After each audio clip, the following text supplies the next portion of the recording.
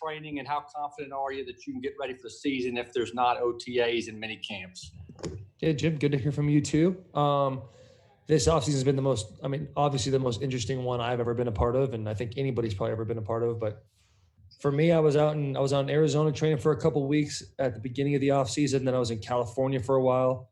Now I'm back in Nashville, got a spot, and I have no doubt that I will be more than prepared for this upcoming season. It's about making it work and kind of working through the elements, a little bit of adversity, but I think this will be a big thing for guys in the league. You'll see who's really working when they come back, who's going to be in shape and stuff like that, not just on this team, but throughout the entire league. But I think we have a good room, so I think a lot of guys are going to be in shape and ready to go. And as an offensive line, can you still pick up where you left off last season? The only change really is going to be at right tackle where Dennis and Isaiah are going to compete. How can the group be to start? I think the biggest thing about our room is how close we are. So we have guys come in and out all the time, right? They get closer to the group, and then unfortunately they leave. It is a business. And one thing they always say is, hey, there's not a room more tight than anybody else has been than our room. And so we're going to continue to do that. We talk all the time. Me, Jameel Douglas, David Lee Questenberry. We got the new guy out there, Isaiah. We're all working out together right now and making it work. It is tough because we ended so hot last year. We ended so strong, and if we could start where we finished, we could help this team out quite a bit as a group, and I think that is obviously the goal. John Glennon. Hello, Taylor. How are you? I'm great, and you? Great. Wondering, you're a guy obviously that did great work for the team, got rewarded with a multi-year deal, and same with Kevin. How important is it for you and guys on the O-line that Derrick Henry wind up in that same category? I think for anybody in the NFL as a player, you always want guys to get paid. I think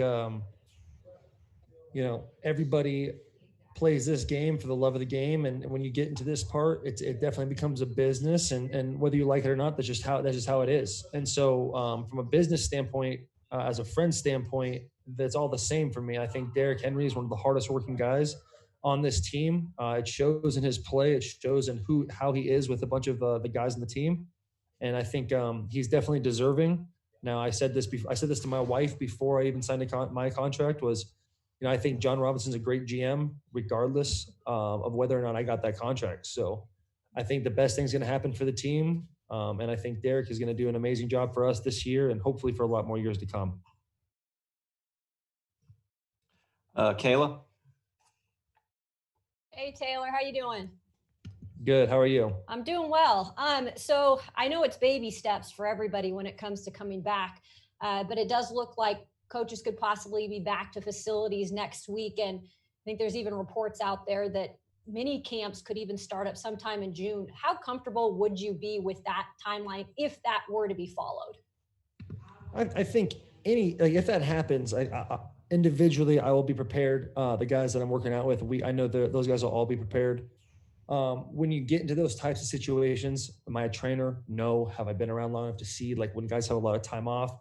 What happens is some little nagging injuries, maybe a hamstring here or something like that, when you just kind of jump back into things. But, Vrabel, Todd Torricelli, John, those guys have always done a really good job of making sure that we're ready to go, and we are, and, whether it's practice, laying off us a little bit or telling us when to turn it up, those guys are pretty dialed in on how the human body works. And so I don't think that'll be an issue. If we need to go to do mandatory mini camps or any more OTAs, I'm more than welcome that. I think it'll be really good for the team. I think as much as the team is together, the better that we're going to be. Terry? Taylor, good to talk to you.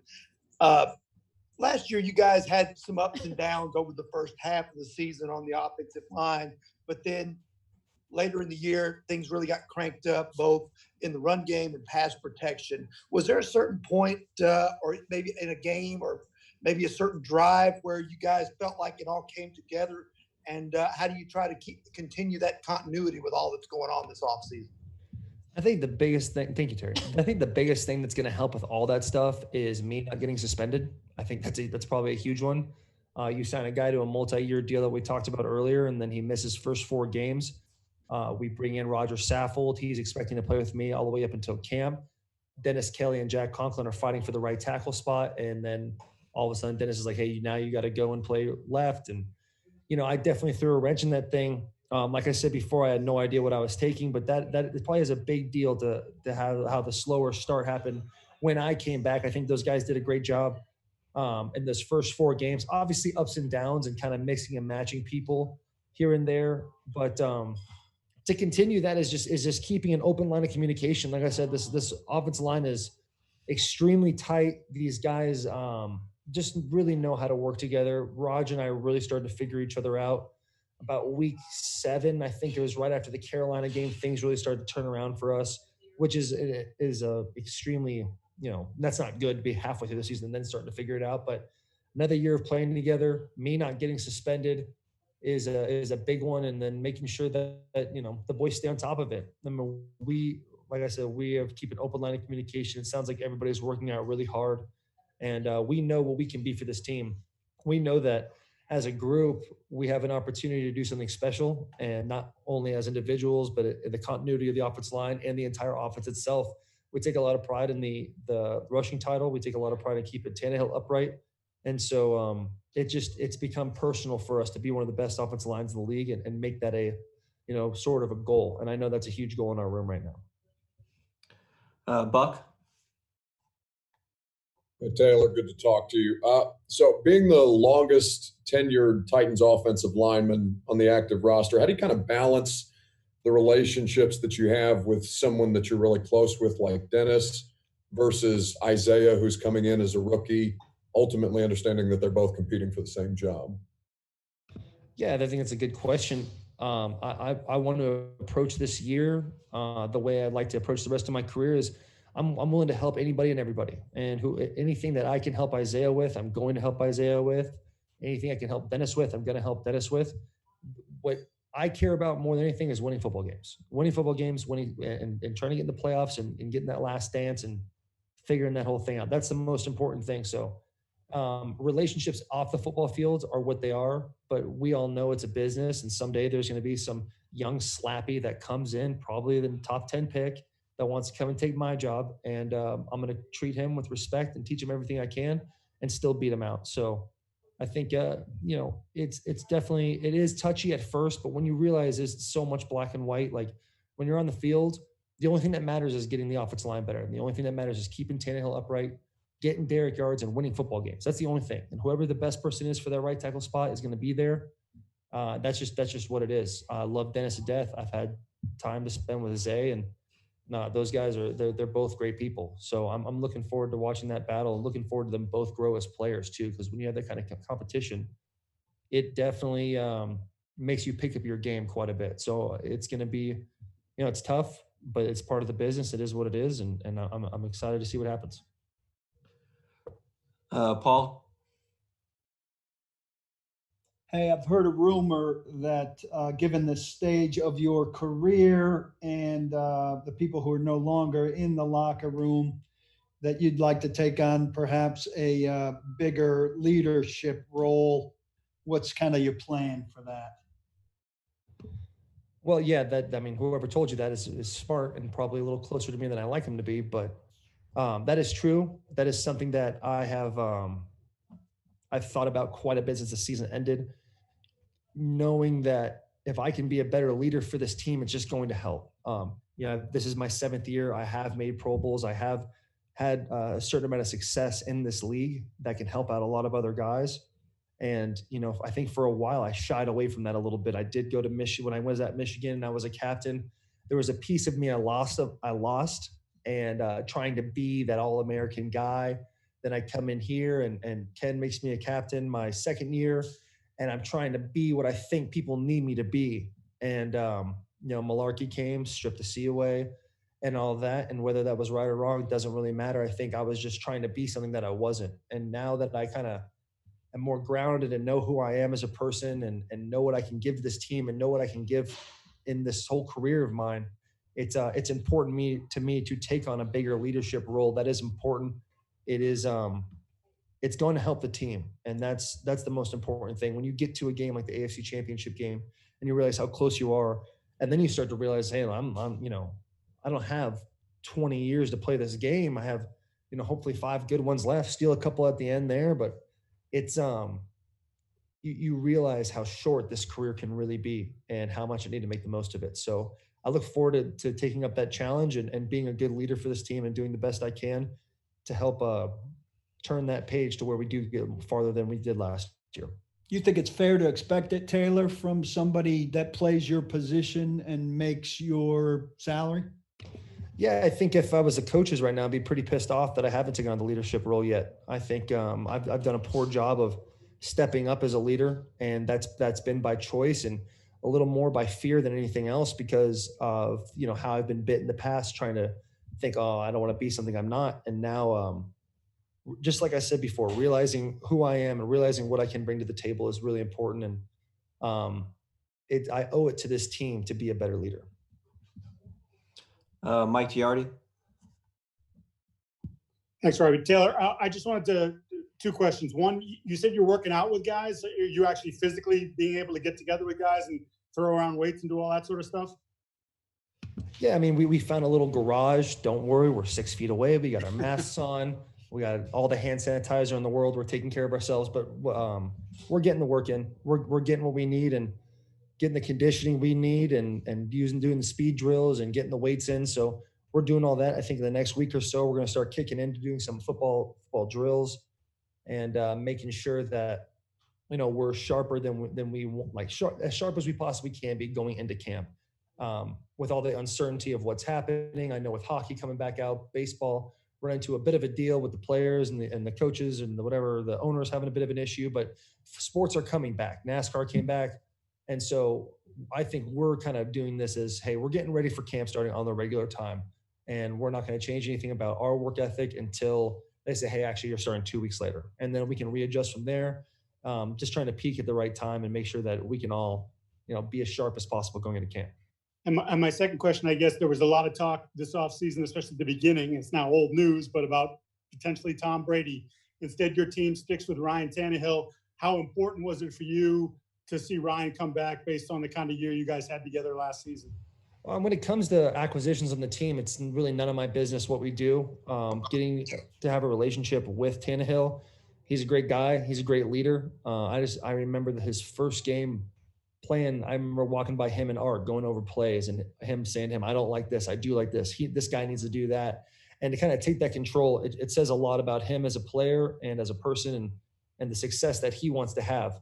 As far as Tom Brady coming, Tom Brady's the best football player of all time. There's no argument there. And he's a really bad golfer, which makes us all feel a lot better about ourselves. But he is, you watch the headlines, you become a fan. You're looking, okay, is he coming? Is he not? What's going on? He has a him and Vrabel are friends. I think, Vrabel wants to be a little bit more friends than they actually are. I don't know the whole gig, but at the end of the day, I'm happy we stuck with Ryan. I'm happy that Ryan's on this team because I think he's the right guy for the job to get us to that next step. Thanks. Luke? Hey, Taylor, when it comes to communication on the offensive line, particularly between you and Rodger, maybe you and Ben, what are the keys to that working? Is it the personal relationships that you've talked about? Is it just playing together and having that experience? What goes into that? I mean, communicating is just talking, right? And Ben and Rodger do a great job of doing that during the game. Rodger and I go off the sidelines after every series, talk about what we saw, what we felt, how I can help him more, how he can help me more in certain situations. That open line of communication, it's not like being a rookie where you're like, oh, is this guy going to yell at me? Ben and I have yelled at each other before. Rodger and I have yelled at each other before. Like, that is just part of the deal.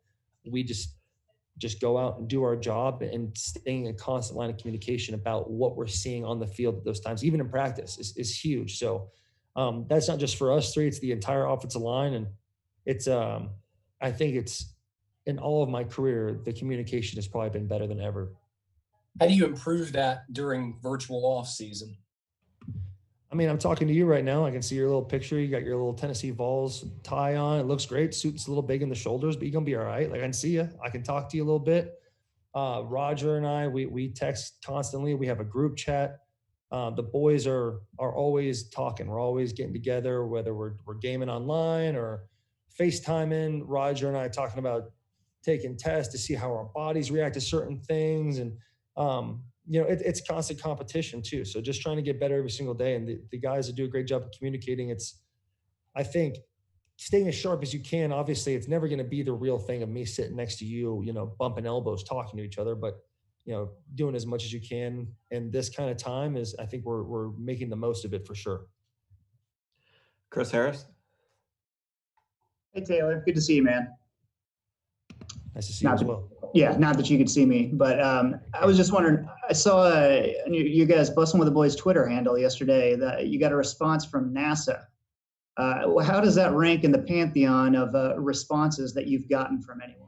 Well, I'll have to Google the word pantheon after this press conference. However, it's a big deal. NASA, just owning that, maybe get in there, figure out if that whole moon landing thing was real.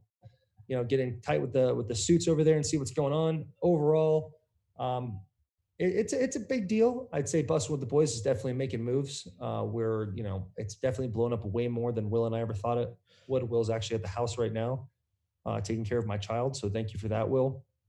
But it's been fun, man. The whole thing's awesome. To have NASA, it's kind of a stupid thing to get excited about, but NASA's NASA, right? It's crazy. So pretty cool stuff. Drake. Yeah, Taylor, you talked about it in previous questions, but in terms of that certainty that you have with that group, the O-line, and you talked about Tannehill and Derrick Henry, how big of a factor does that certainty have in such an uncertain offseason with all that's going on? How big is the certainty with who you're blocking for and why you're doing it? So when you mean certainty, are you saying how certain am I that we're going to be great? Perhaps, yes. So you can, that's the thing about football is 1 year you could be unbelievable. The next year you can be trash. It's just how it works. So there's never a certainty. The whole goal is work as hard as you possibly can in the offseason.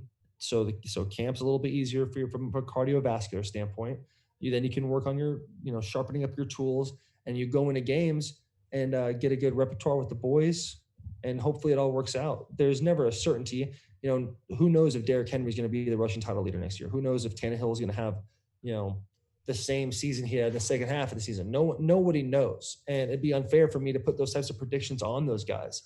Only thing I can say for myself is, that cliche line I've said to you guys 1,000 times is being the best left tackle I could be and now being the best leader I can be for this team. That's the most important thing. And if I can go from there and affect one guy and that guy affects another guy, it's kind of like the movie Pay It Forward, right? We're just all just trying to help each other. And if we end up working hard enough and we do enough stuff, we're going to be able to accomplish that goal of being great, of being excellent. So the end goal is that trophy. And that's, now that we've gotten close to it, I think everyone takes it, a little more serious if that is even possible. Last couple before Rodger joins us. John Glennon had a follow-up. Taylor, wondering if you got a chance to talk to Jack Conklin during the free agency period much, and did you ever think you might have a chance at staying? And I guess finally, what's it going to take to replace a guy like Big Jack there?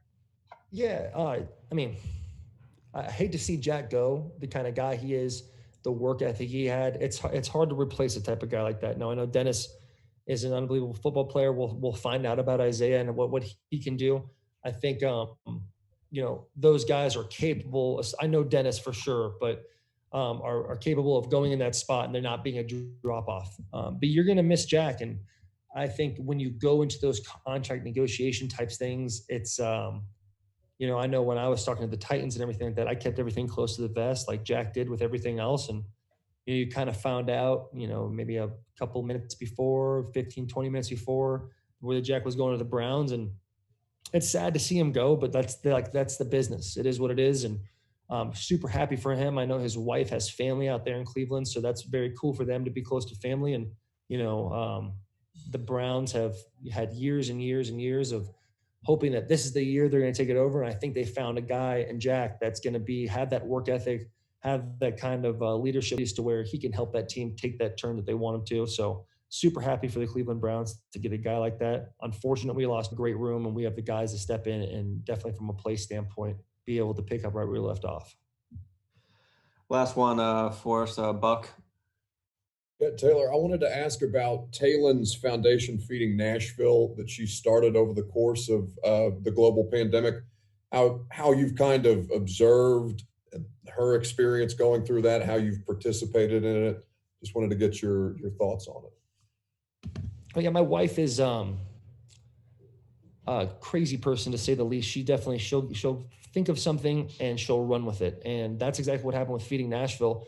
She saw, the tornado happen, and she saw COVID happening. And when you're in the city of Nashville and it's done so much for us, she jumped up and she's got a group chat with these gals that are literally superheroes and starts saying what she wants to do, what she wants to accomplish. And Haley Hubbard, she stepped right in, and those two went and took it off. And, I think they've raised almost $300,000 and, feeding people that just need to be fed. There's no like, hey, you have to go through this process.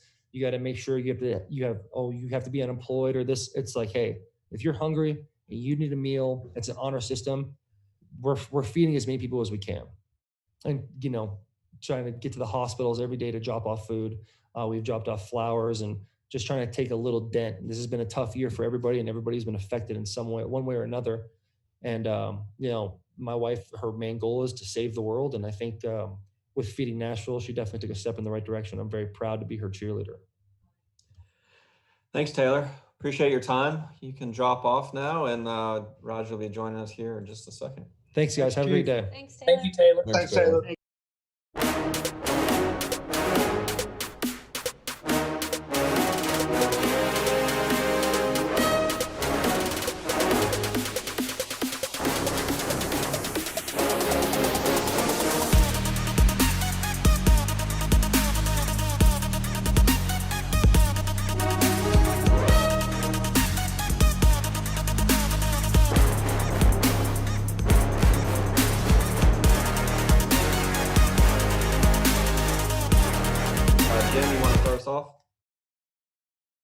I'll do it, Rodger. Rodger, good to see you. Hope you're doing well. And just want to ask you to maybe reflect on your 2019 season with the Titans, just the start. I know you were critical of yourself at the beginning. You've leveled off and played well down the stretch. What was the year like for you as a whole, and how comfortable are you heading into year 2 in Tennessee?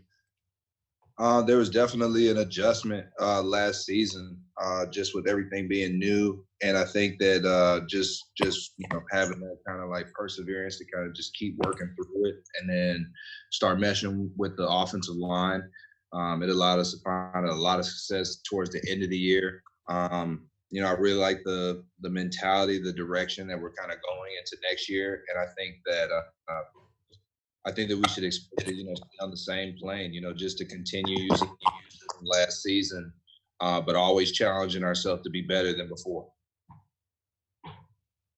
And I asked Taylor, where have you been working out? What's this offseason been like for you?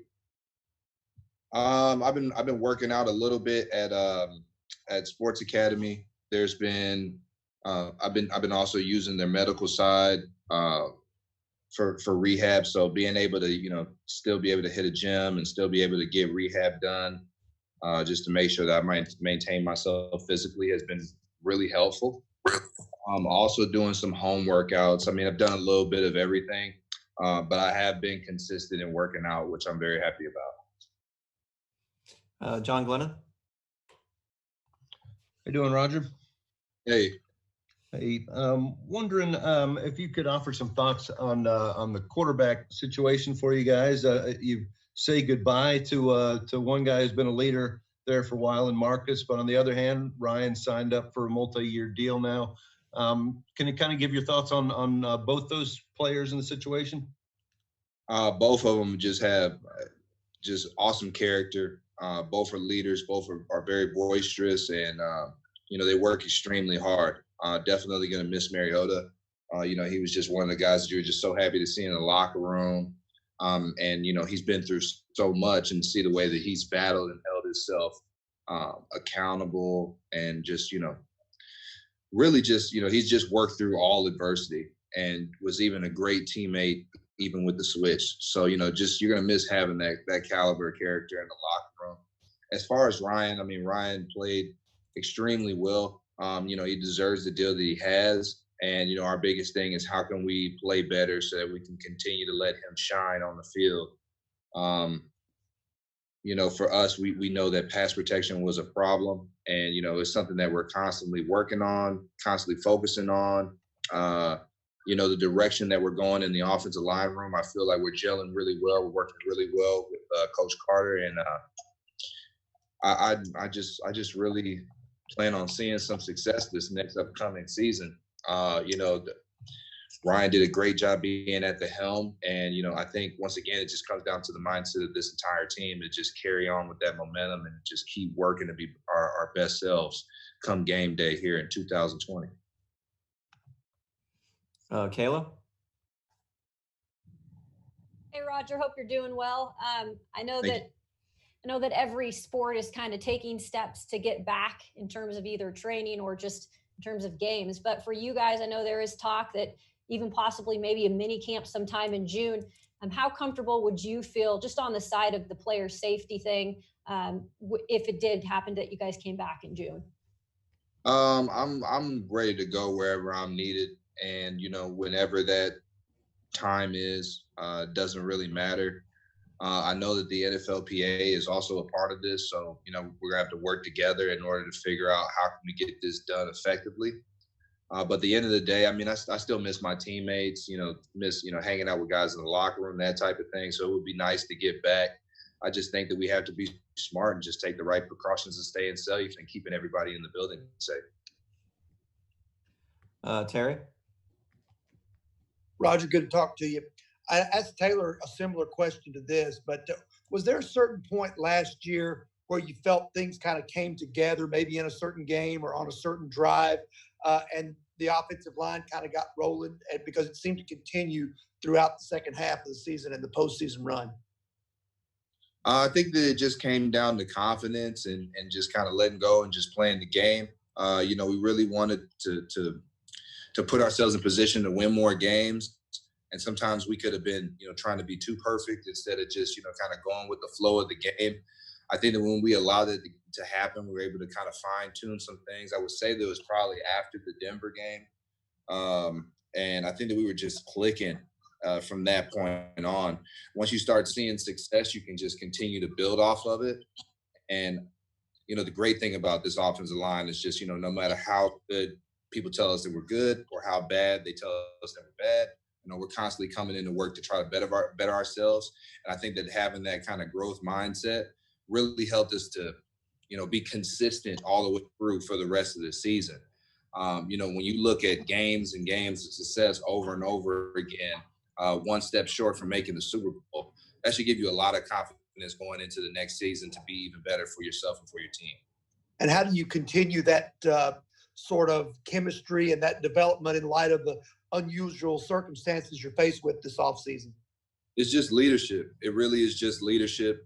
And, the only thing about all of this is that everybody's at the same disadvantage. So how can we get everybody to have that killer mindset when they haven't been in the building and use it to our advantage rather than constantly look at it as a disadvantage? Teron? What's up, Rodger? My question to you is about your business, Rise Nation. How's that business going?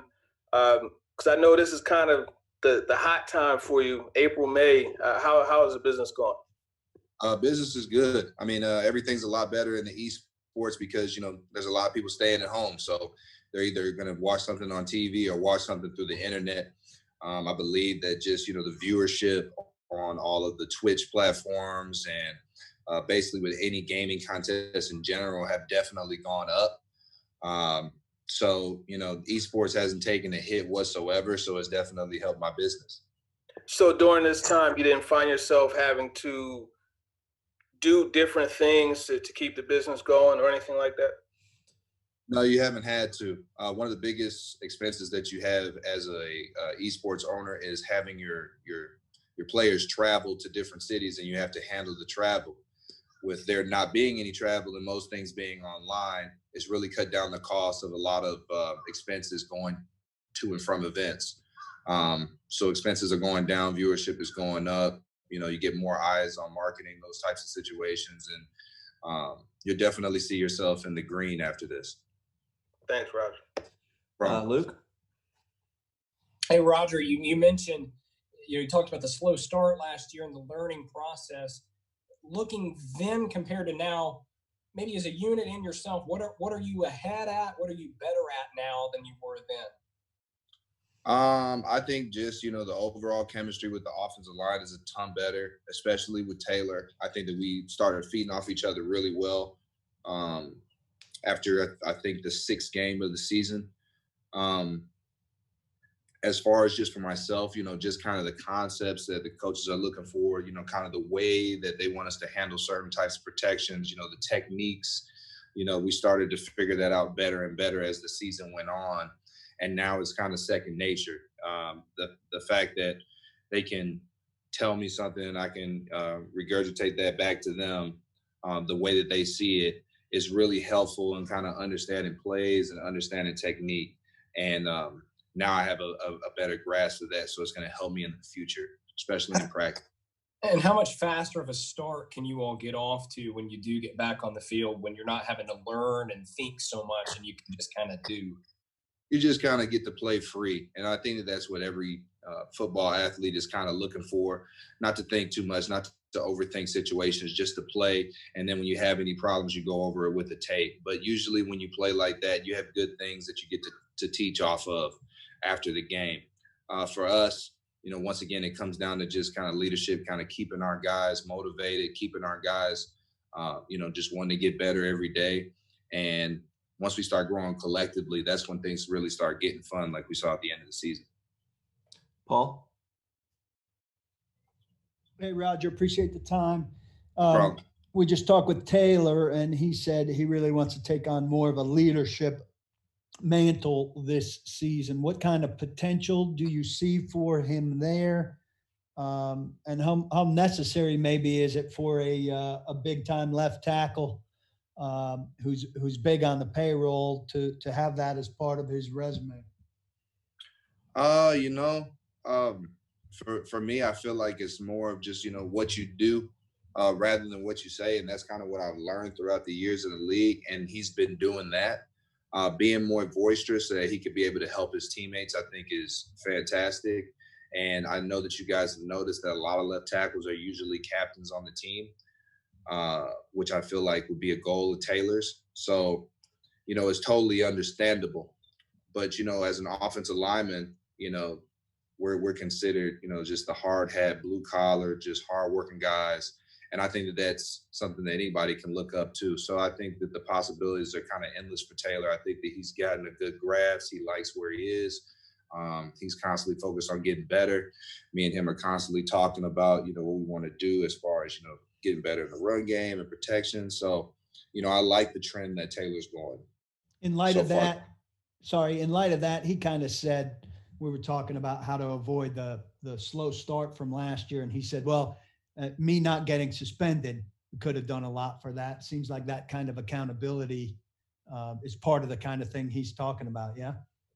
Yeah, absolutely. And I think that's also just the character of the team. I mean, we're a very accountable team. We don't have any guys pointing fingers and playing the blame game, and it allows all of us to play better as a unit. Thanks, man. Beauclair?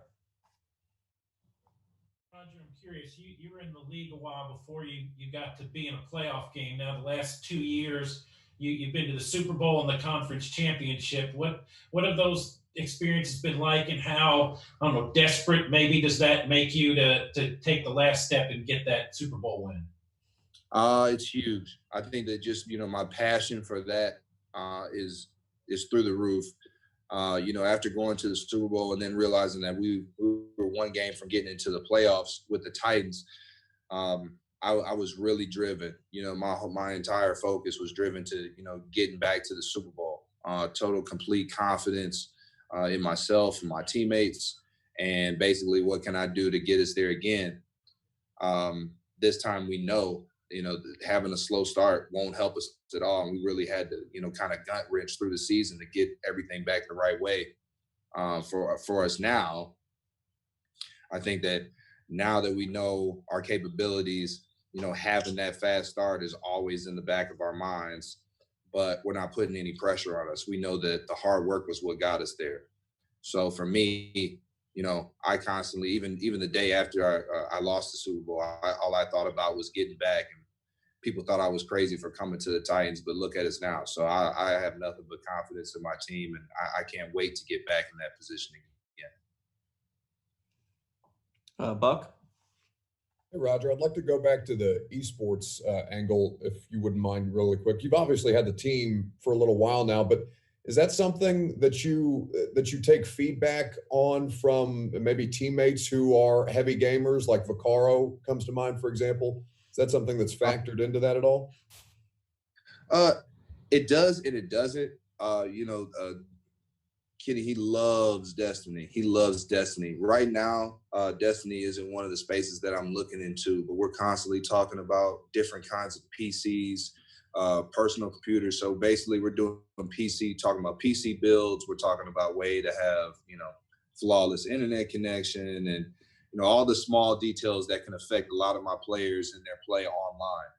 So me and my business partner, Kareem Horsley, we constantly talking about those types of things and constantly trying to get our players the best equipment possible to make sure that they can play the best that they possibly can. We've seen a lot of success over the years, and now things are getting in the franchise, and we have some really good trends for the future that we're super excited about. But mostly what I learned is just through my experience through working through the business.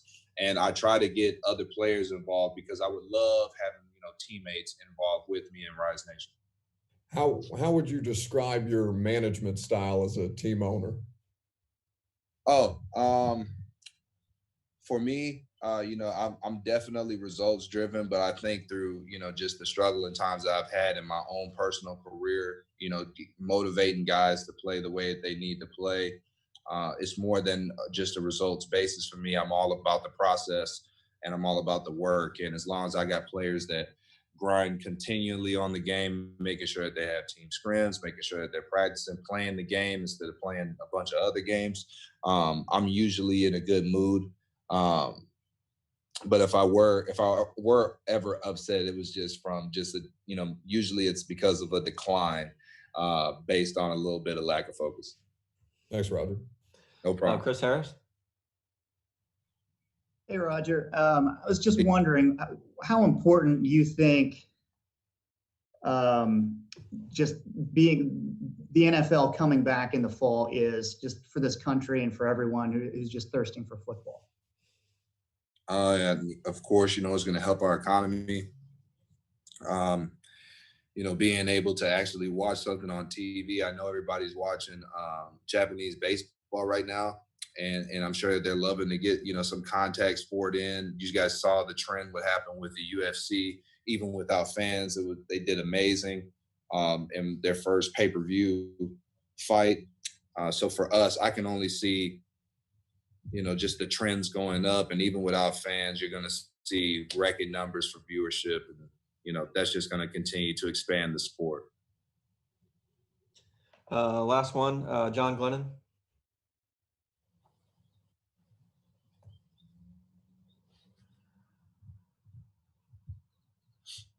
John, you there?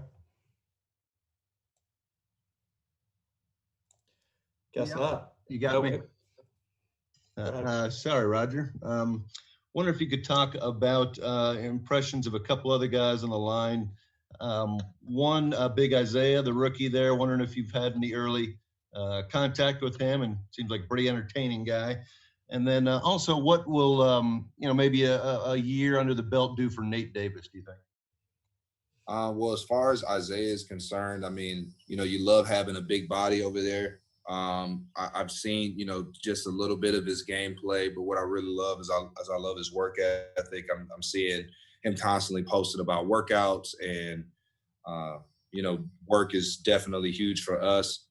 you know, the sky's the limit, man, for all these rookies, man. You know, it's kind of like what type of mindset will you have, and will you fight through the adversity to be your best self when you're needed. So until we get him on the practice field, I won't really have a good idea for sure. But I'm liking what I see for right now, just out of what he's doing during this offseason.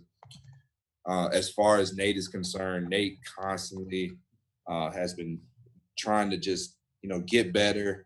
You know, he's constantly learning from his mistakes. You know, when we're in meetings, you know, he's on top of his information, and he's answering questions and doing better. He's a better rookie for these next 4 games. But both of them, like I said, man, just potential is just through the roof. I mean, I'm very excited to see what both of them can do, and I'm very excited to see Nate for sure, because I know that Nate's been working. Thanks, Rodger. All right. Well, we appreciate your time, Rodger, and that'll wrap it up for us today. Thank you. All right. Thank you so much. Thanks, guys. Raj. Thanks, Thank Rodger. you. Thanks, Thanks, Rodger. Rodger.